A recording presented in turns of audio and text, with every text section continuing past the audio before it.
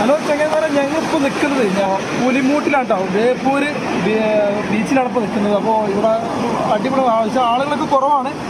എന്നാലും നമ്മളെ കടൽ ഭയങ്കരമായിട്ട് ഇളകി പറയാം, പ്രക്ഷുബ്ധമാണ് എന്ന് പറയാം. അപ്പോൾ മഴ ചെറുതായിട്ട് ഇങ്ങനെ ഇതാവുന്നുണ്ട്. അപ്പോൾ ഇവിടുത്തെ വൈബ് എന്ന് പറഞ്ഞാൽ വല്ലാത്തൊരു വൈബാണ്. എന്താ എങ്ങനെ കാക്ക നിങ്ങൾ ഇവിടെ ഉള്ള എങ്ങനെയുണ്ട്? ഇപ്പോൾ നിങ്ങൾ വരാറുണ്ടോ ഇവിടെ ഉള്ള എന്ത് ജോലി എന്താ സ്റ്റോപ്പ് ചെയ്തോ? അപ്പോൾ കടല് പ്രക്ഷുബ്ധമായത് കൊണ്ട് തന്നെ ഇവരൊക്കെ പണി മുടക്കി ഇങ്ങനെ നടക്കും അല്ലേ? എത്ര ദിവസമായി ഇപ്പോൾ പണി ഞാൻ വെച്ചത്? 2-3 ദിവസമായി. അപ്പോൾ വല്ലതും തരുന്നുണ്ടോ അവർ? ഒന്നുമില്ല. ഇതിന് മുമ്പ് കിട്ടിയിരുന്നോ? പണിയില്ലാത്ത സമയത്തൊക്കെ എന്തെങ്കിലും കിട്ടിയിരുന്നോ? പണിയില്ലാത്ത സമയത്തൊക്കെ പണ്ട് കിട്ടിയിരുന്നു, ഇപ്പോൾ കിട്ടുന്നില്ല എന്ന് പറഞ്ഞു. അപ്പോൾ മൊത്തം ഷോക്കാണ്. അപ്പോൾ ഇതൊക്കെ ഒന്ന് റെഡി ആയി കൊടുക്കിട്ടോ, കാരണം ഇവരൊക്കെ ഭയങ്കര ബുദ്ധിമുട്ടല്ലേ ഇവരൊക്കെ ഇല്ല. അപ്പോൾ നിങ്ങൾ എത്ര പുറത്ത് വർക്ക് ചെയ്തവർ? 10 ആളും ഇങ്ങനെ കൊടുത്തത്. ഞാൻ 10 ആളൊക്കെ എല്ലാ പോട്ടേനും എത്തിട്ടൊക്കെയാണ്. കാരണം ഇതിപ്പോൾ എത്രത്തോളം ഇങ്ങനെ കഠിനമായിട്ടുള്ള സ്ഥലങ്ങൾ വരാൻ തുടങ്ങിയിട്ട്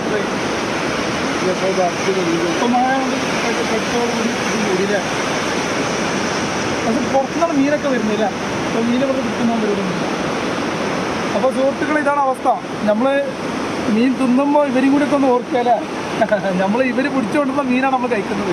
അപ്പോൾ ഇവരിപ്പോൾ പണിയില്ലാതിരിക്കും, 10 ദിവസമായിട്ട് പണിയില്ലാതെ ഇരിക്കാമെന്നാണ് പറഞ്ഞത്. അപ്പോൾ ഇനി മഴ കണക്കാണെങ്കിൽ ഇതന്നെ അവസ്ഥ അല്ലേ? നീന്തുകൊണ്ട് എങ്ങനെ പോകും? കാറ്റും കോളൊക്കെ വരുമ്പോൾ ഇവർക്ക് ലോഡ് സെറ്റിങ് ഇങ്ങനെ കൂടിക്കൊണ്ടിരിക്കും. അപ്പോൾ ഇതാണ് ഇവിടുത്തെ അവസ്ഥ. അതാണ് നമ്മളെ ബേപ്പൂരിൻ്റെ മനോഹരമായ കാഴ്ച. കാരണം ആളുകളില്ല, ബഹളങ്ങളില്ല. ഇവിടെ റെഡ് അലർട്ടാണ്. 2-3 ദിവസമായിട്ട് ഇവിടെ റെഡ് അലർട്ടാണ് കേട്ടോ. അപ്പോൾ ഈ ഒരു സംഭവം കാണുന്നുണ്ട്. ബീച്ചിലൊന്നൊരു മനുഷ്യർ കുറച്ച് ആളുകൾ, കയ്യിലെണ്ണാവുന്ന ആളുകൾ മാത്രം. അപ്പോൾ നമ്മുടെ സുഹൃത്ത് നൗഷാദ് നമ്മളെ കൂടെ ഉണ്ട്. എന്താണ് ഇവിടുത്തെ ഇതിനെക്കുറിച്ച് എന്താണ് ഇപ്പോൾ എനിക്ക് 2 വാക്ക് ഇങ്ങനെ പറയണ്ട? സെക്യൂരിറ്റിൻ്റെ അവിടെ റെഡ് അലർട്ട് എന്ന് പറഞ്ഞിട്ട് ഞങ്ങൾ പോകുന്നതാട്ടോ, പോരാൻ പാടില്ല, അവരങ്ങനെ ചെയ്യരുത്. അപ്പോൾ ഞങ്ങൾ ഇതിൻ്റെ ഈ ഒരു പ്രക്ഷുബ്ധമായി നിൽക്കുന്ന ഈ ഒരു കടലിൻ്റെ മനോഹാരിത ഒപ്പിയെടുക്കാൻ വേണ്ടിയിട്ടാണ് ഞങ്ങൾ ഇങ്ങോട്ട് വന്നത്. അപ്പോൾ നമ്മളെ സുഹൃത്ത് ഷാജി ഉണ്ട് നമ്മളെ കൂടെ. ഷാജി, എന്താണ് 2 വാക്ക്? എനിക്കൊന്നും പറയില്ല, നിങ്ങൾ പറഞ്ഞത്. അല്ല, ഒന്നുകൂടി പറയണം, എന്തായാലും പറഞ്ഞു കൊടുക്കുക. എന്താ സംഭവം? ഇത്രയും കടൽ ഇളകിയാണ് നിൽക്കുമ്പോൾ എങ്ങനെ മീൻ ഇറങ്ങുക പണിക്കാര്? കുട്ടികളായിട്ട് ഇങ്ങോട്ട് വരുന്നെന്ന് പറഞ്ഞു.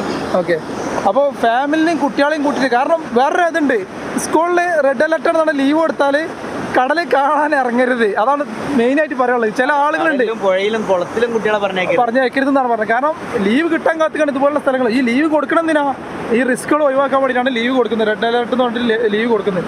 ഞങ്ങളിപ്പോൾ ഇത് കാണാനായിട്ട് വന്നതല്ല, ഞങ്ങളിങ്ങനെ ഈ ഒരു പരിസരത്തേക്ക് വന്നപ്പോൾ ഈ ഒരു കാഴ്ച കാണിച്ചതാണ്. ഇതുകൊണ്ടോ, ആർത്തിരമ്പി വരുന്ന തിരമാലകൾക്കിടയിലാണ് ഇപ്പോൾ ഞങ്ങൾ നിൽക്കുന്നത്. ഞങ്ങൾ 3 പേര്.